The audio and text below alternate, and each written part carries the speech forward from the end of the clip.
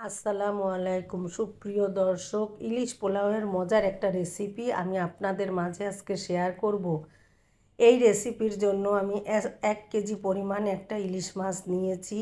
মাছটা কিন্তু একটু বড় হলে ইলিশ পোলাওয়ের রেসিপিটা অনেক বেশি সুস্বাদু ও মজার হয়, কিন্তু আমার মাছটা মনে হচ্ছে অনেক বেশি ডিম আছে। এবার মাছটা কিন্তু আজকে সকালে বাজার থেকে কিনে নিয়ে এসেছে। মাছটাকে আমি আঁশ ছাড়িয়ে নিচ্ছি। এভাবে চামচ দিয়ে, ছোট চামচ দিয়ে কিন্তু খুব ভালো আঁশটা ছাড়ানো যায়। আঁশ ছাড়িয়ে নিয়ে এবার আস্ত খুব ভালো করে ধুয়ে নিয়ে আমি লেজ মাথা বাদ দিয়ে টুকরোগুলোকে আজকে আমি ব্যবহার করব। লেজ মাথাটা আমি অন্য একদিন অন্য কোনো রেসিপিতে ব্যবহার করব। এবার কেটে ধুয়ে রেখে দিয়ে মাছটাকে এখানে আমি একটা পাত্রে নিয়ে নিলাম 1 কাপ পরিমাণ টক দই, 1/2 কাপ পরিমাণ পেঁয়াজ বাটা, 8 থেকে 10টা কাঁচামরিচ বাটা, আদা রসুন বাটা 2 টেবিল চামচ পরিমাণ নিয়ে নিচ্ছি। এখানে স্বাদ মতো লবণ দিয়ে এখানে আমি দিয়ে দিচ্ছি 1 টেবিল চামচ পরিমাণ হলুদের গুঁড়া, লাল মরিচের গুঁড়া 1 টেবিল চামচ পরিমাণ, ধনিয়ার গুঁড়া 1 টেবিল চামচ পরিমাণ, জিরা বাটা 1 টেবিল চামচ পরিমাণ। আর এখানে আমি দিয়ে দিচ্ছি 1/2 কাপ পরিমাণ নারকেল বাটা। এই রেসিপিতে আমি সবসময় কিন্তু নারকেলটা ব্যবহার করি। এবার আমি সমস্ত উপকরণ হাত দিয়ে খুব ভালোভাবে মাখিয়ে নিচ্ছি। খুব ভালোভাবে মিশানো হয়ে গেলে এবার আমি মাছের টুকরোগুলোকে এক এক করে দিয়ে দিচ্ছি। আমার মাছটায় কিন্তু ডিম হয়েছিল, আমি কিন্তু ডিমটা সহই পিসগুলো করেছি, যে কারণে আমার খুব সাবধানে আলতো হাতে মাছগুলোকে আমি মশলার সাথে ম্যারিনেট করে নিচ্ছি। খুব ভালো করে মশলার সাথে ম্যারিনেট হয়ে গেলে এবার আমি মাছগুলোকে এক পাশে রেখে দিচ্ছি 20 মিনিটের জন্য। এভাবে উল্টে পাল্টে মশলার সাথে মাছগুলোকে মাখিয়ে নিলে মাছের ভিতর পর্যন্ত কিন্তু মশলাগুলো খুব ভালোভাবে প্রবেশ করে। আমি কিন্তু এখানে অনেক রকম মশলা অনেকে ব্যবহার করে, আমি কিন্তু ইলিশ পোলাওতে সব সময় হাতের কাছে থাকা মশলা দিয়েই রান্না করি। আমার মাকে সব সময় দেখেছি এভাবে রান্না করতে, আমি এভাবেই রান্না করি। মাশাআল্লাহ অনেক বেশি সুস্বাদু ও মজার হয়। এবার মাছগুলোকে একপাশে রেখে দিয়ে চুলায় একটা পাত্র বসিয়ে দিয়ে এখানে আমি 1 কাপ পরিমাণ সয়াবিন তেল দিয়ে দিলাম। সয়াবিন তেল দিয়ে একটু গরম হয়ে আসলে এখানে আমি দিয়ে দিলাম 1 কাপ পরিমাণ পেঁয়াজ কুচি। পেঁয়াজ কুচিটা দিয়ে আমি নাড়াচাড়া করে বেরেস্তা করে নিচ্ছি। বেরেস্তা করে নিয়ে এখানে অর্ধেকটা বেরেস্তা আমি তুলে নিব। তুলে নিয়ে এখানে আমি দিয়ে দিব 2টো তেজপাতা, 2-3 টুকরো দারচিনি, 4টা এলাচ মুখটাকে একটু ভেঙে নিয়েছি, দিয়ে দিব 5-6টা লং। দিয়ে একটু নাড়াচাড়া করে আমি আগে থেকে যে মাছগুলো ম্যারিনেট করে রেখেছিলাম এই মাছগুলো একে একে দিয়ে দিব। মাছগুলো দেওয়ার সময় আমার খুব সাবধানে দিতে হবে, না হলে কিন্তু আমার ডিমগুলো বেরিয়ে যেতে পারে। এবার আমি মশলাগুলোকে দিয়ে দিচ্ছি। মশলাগুলোকে দিয়ে আমি একটু নাড়াচাড়া করে যখন মশলা থেকে খুব সুন্দর একটা সুঘ্রাণ বেরোতে আরম্ভ করবে, এই পর্যায়ে আমি এক এক করে মাছগুলোকে দিয়ে দিচ্ছি। এই ইলিশ পোলাওটা আমার বাসায় একজন বিশেষ মানুষ আছে, তার অনেক বেশি পছন্দের।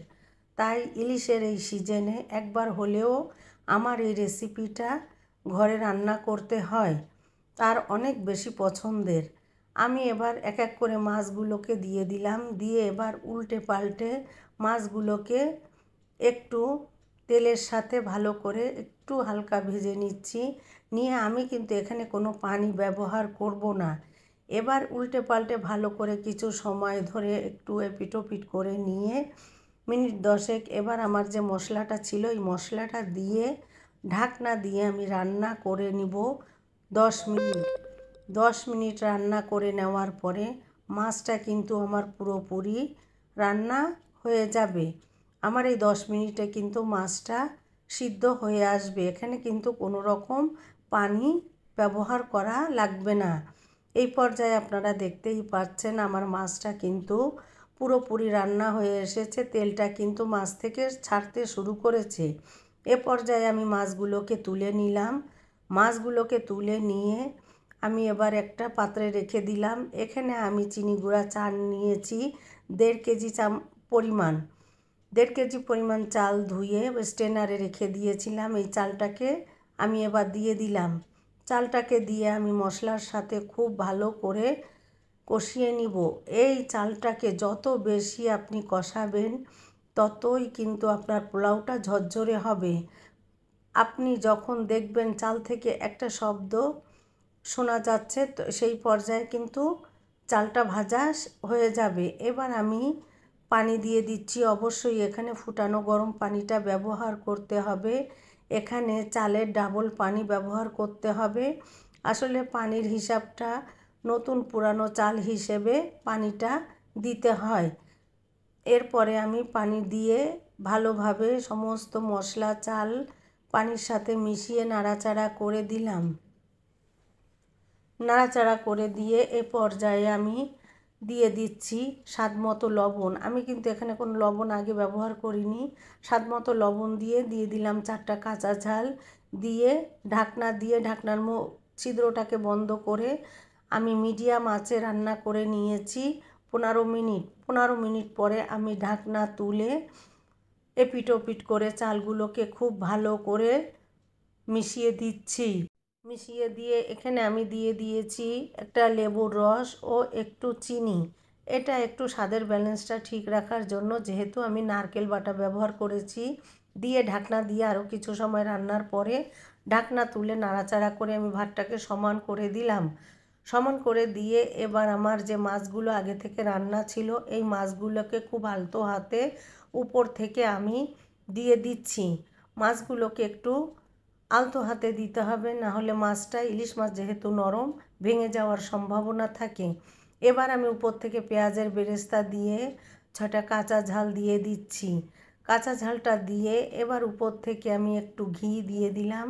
দিয়ে এবার আমি ঢাকনা দিয়ে 10 মিনিট ঢেকে রেখে দিলাম মিডিয়াম টু লো আছে। তৈরি হয়ে গেল আমার মজাদার ইলিশ পোলাও। আপনারা ঝটপট আমার এই রেসিপিতে রান্না করে খেয়ে দেখবেন। মাশাআল্লাহ, অনেক বেশি মজার ও সুস্বাদু হয়। সবাইকে ধন্যবাদ।